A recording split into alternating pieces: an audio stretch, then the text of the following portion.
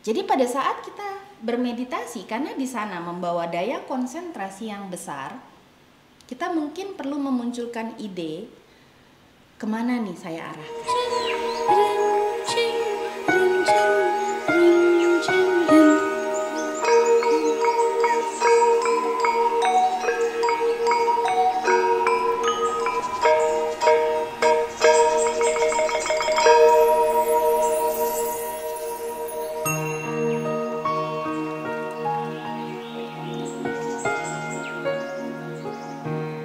Kita ikut atau kita maksudnya mengarahkan aja tuh bagaimana ya, Mbak Yun? Karena Pada kan saat maksudnya mengajar ya.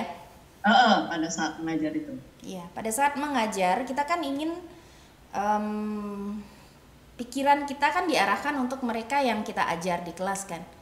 Jadi pada saat kita mengajar itu bukan mengenai self practice kan. Teman-teman kita sepakat ya, mengajar itu adalah mengenai mereka yang ada di kelas. Jadi pada saat kita meditasi, melakukan meditasi bagi diri sendiri, kira-kira pikiran saya akan cenderung masuk ke dalam diri saya atau keluar? Masuk lah ya.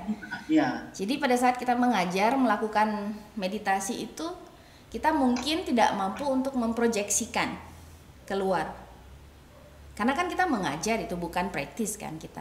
Jadi saya sendiri, pendapat saya pribadi dan juga kebetulan dari training yang saya ikuti pun sama pendapatnya, bahwa pada saat mengajar itu adalah mengenai mereka yang ada di kelas. Jadi pada saat kita memberikan arahan meditasi, saya biasanya tidak meditasi penuh. Jadi saya melakukan, tetap saya mengontrol tarikan nafas, hembusan nafas, mengontrol tubuh saya tidak akan banyak gelisah gerak. Jadi pada saat saya diam, tidak ada lagi ngomong, pada saat mereka sudah settle di posisinya, saya tidak akan langsung meditasi. Jadi saya tetap lakukan meditasi misalnya dengan hanya mengatur nafas, menjaga pikiran saya tetap alert. Kemudian sekali waktu saya akan membuka mata melihat pesertanya lagi ngapain. Mungkin kita lihat ada peserta yang gelisah atau yang ketiduran. Nah, kita bisa mengarahkan gitu kan suara kita, kalau ada yang pikirannya mulai kehilangan fokusnya atau yang mulai mengantuk, ingatkan untuk kembali ke nafas gitu. Karena kan memang tugas kita adalah mengarahkan mereka gitu. Begitu? Ya. Terima kasih Mbak Yuni.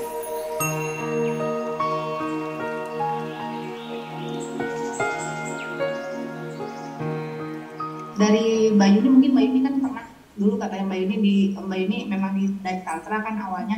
Apakah ada sekuensnya? Kalau kata kan ada sekuensnya, misalkan 5 nafas, apakah itu ada sekuensnya Mbak dari awal sampai akhir kelas itu ada ya Mbak? Enggak sih. Oh, berarti hanya satu kali nafas, seperti yang Mbak Lucy tadi hanya bagian itu saja apa gimana?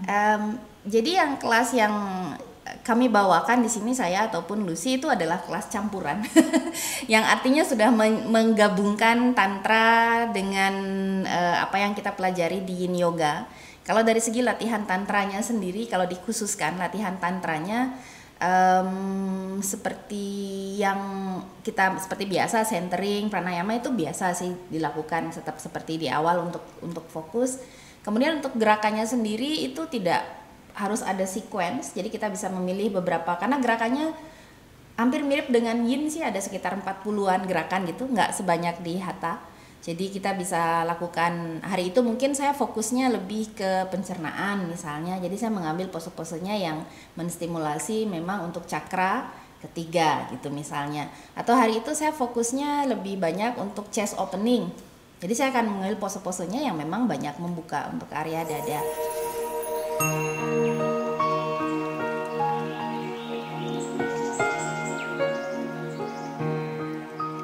Pertanyaannya adalah, kemana konsentrasi ini kita arahkan gitu kan?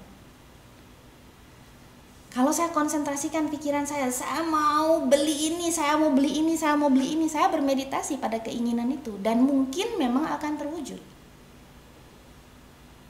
Karena semua daya konsentrasi kita arahkan ke sana. Ide saya misalnya, saya mau kurus, saya punya konsep ini, ide di pikiran, saya mau kurus. Saya mau kurus, Tuhan, saya mau kurus gitu kan. Mungkin itu akan terpenuhi, kalian akan kurus. Tetapi kan yang kita inginkan adalah hasilnya kan, kurus itu misalnya. Bisa jadi jalannya adalah ya kalian diberikan sakit, nggak bisa makan, masuk rumah sakit misalnya, jadi kurus memang.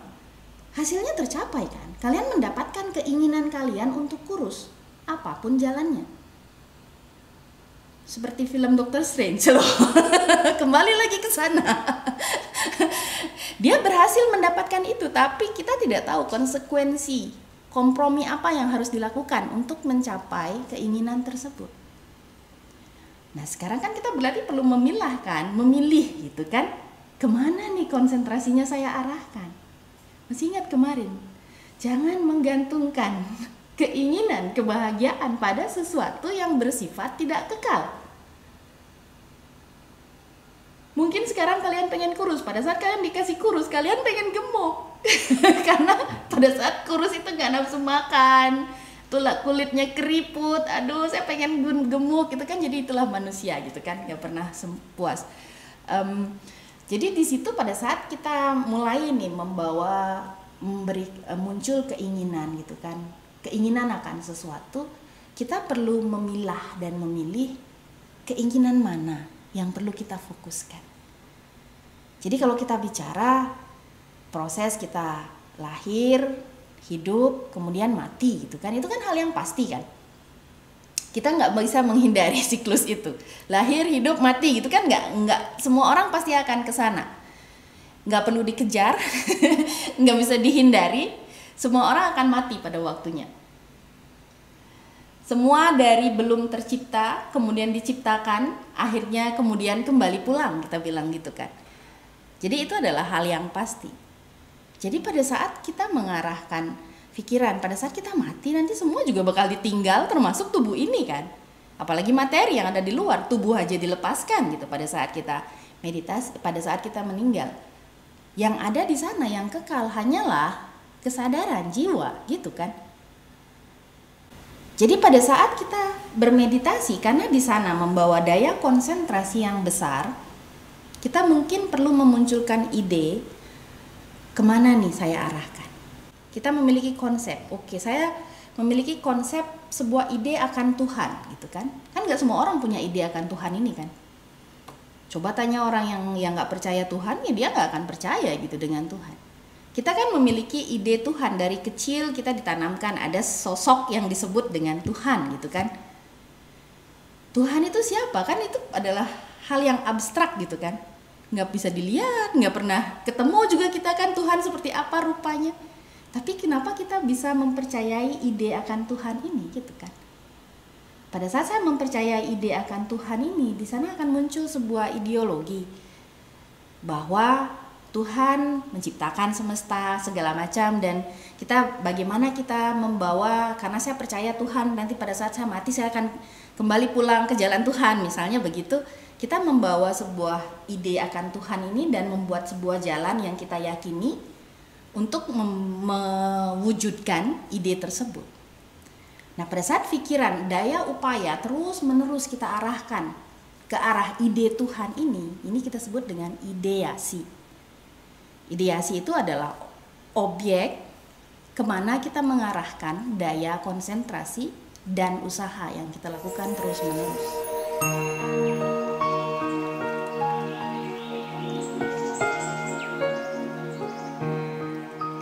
Jadi kan katanya kamu rezekinya lancar karena kamu rajin berbagi, rajin memberi, tapi nggak pernah minta dibayar, nggak pernah minta itu. Katanya artinya kamu ngambil rezeki dari orang yang kamu beri, karena mereka nerima. Terus hidup itu kan harus balance katanya begitu. Iya. Berarti saya hanya memberi ke dia gitu, nggak pernah meminta gitu ya. Saya setuju dengan prinsip Lida, kita memberi karena kita sudah diberikan oleh Tuhan gitu kan, yang kita butuhkan. Orang yang kita beri mungkin dia menerima dari kita, tapi dia mungkin memberi untuk orang lain. Oh iya kan. Jadi buat saya prinsip karma aksi dan reaksi, saya memberi untuk si A mungkin memberi untuk si B memberi untuk si C, si D memberi untuk saya gitu kan. Saya pada saat memberi si A tidak harus si A memberi balik ke saya, itu namanya barter. Iya.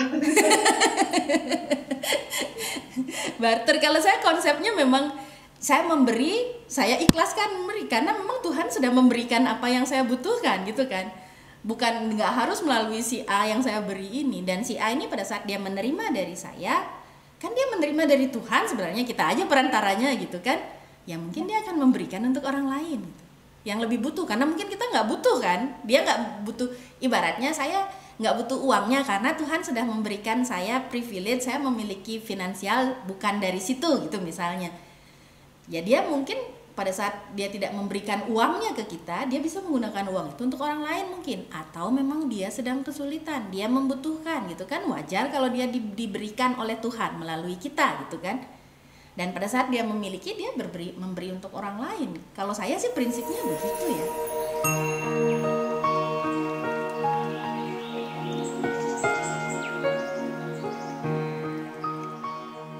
Mungkin kalau kemarin belum ketemu, saya sempat absen paginya. Mungkin pas perkenalan saya lihat.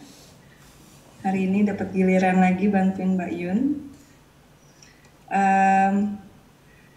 Kali ini Yoga Nidra kita akan mulai dengan praktek. Judulnya untuk relaksasi, sehingga apa yang nanti teori-teori yang dibawakan Mbak Yun lagi itu bakal masuk lebih gampang, ceritanya begitu tujuannya Yoga Nidra untuk relaksasi ya Mbak Yun ya. Kalau sudah dipersiapkan matnya, kalau perlu mau sanggahan bantal untuk kepala juga boleh, atau untuk di bawah lutut, atau kalau perlu selimut mungkin untuk, atau sarung untuk nutupin tubuh. Kadang-kadang pada saat kita yoga nidra, kita relax, suhu tubuh mendingin, kadang mungkin bisa rasanya dingin, jadi selimut bisa menambah kenyamanan. Jadi yoga nidra ini basically is yoga sleeping yoga. Tapi kita membawa relaksasi ini tetap masih di alam sadar. Jadi judulnya kita bobo siang tapi tetap sadar ya. Oke, sudah ready semuanya? Kalau sudah ready silahkan berbaring di atas matras.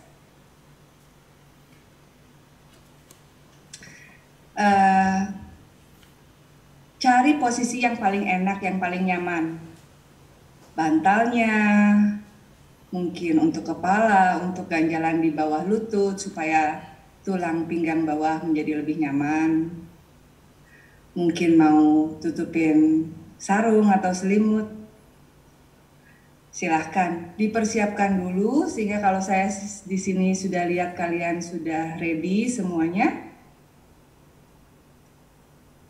baru saya akan mulai.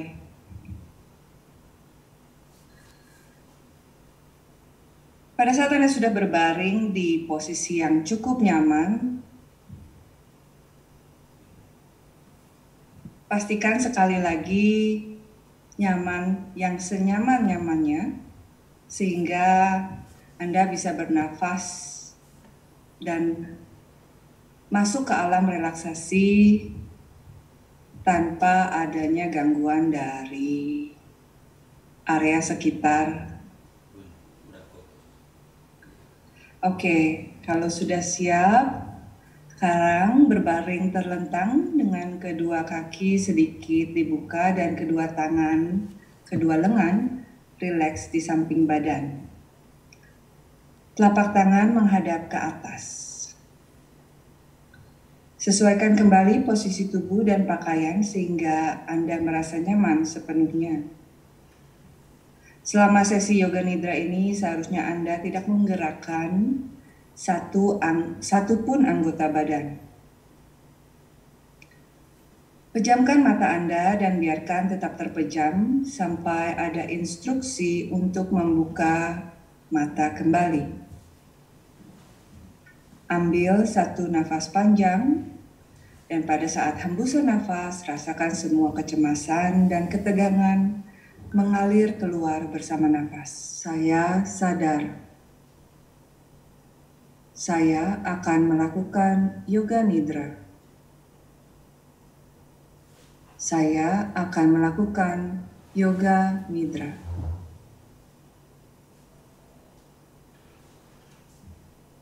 Yoga nidra akan kita mulai sekarang.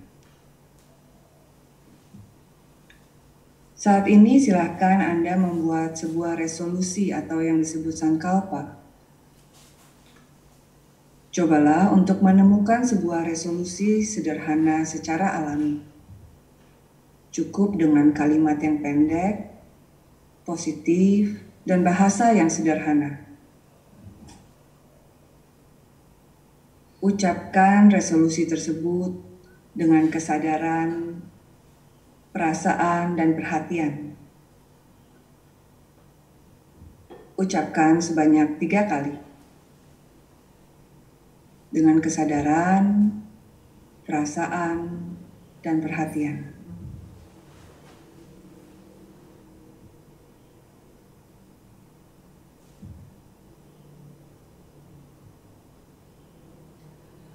Sekarang kita akan memulai rotasi kesadaran dengan membawa kesadaran melalui bagian-bagian tubuh yang berbeda. Biarkan kesadaran berpindah dari satu bagian ke bagian yang lain secepat mungkin. Ulangi bagian-bagian tubuh yang disebutkan di dalam pikiran Anda secara bersamaan, menjadi sadar akan bagian tubuh tersebut. Jaga diri Anda tetap waspada, tetapi tidak berkonsentrasi terlalu keras. Kita mulai dari bagian kanan. Sadari tangan kanan Anda. Jempol tangan kanan. Telunjuk, jari tengah, jari manis, kelingking, telapak tangan kanan. Sadari telapak tangan Anda, punggung tangan kanan, pergelangan tangan kanan, lengan bawah siku, lengan atas, bahu kanan, ketiak kanan, pinggang kanan, pinggul kanan, paha kanan, lutut, betis, pergelangan kaki, tumit, telapak kaki kanan, punggung kaki kanan, jempol kaki, telunjuk, jari tengah, jari manis, kelingking kanan.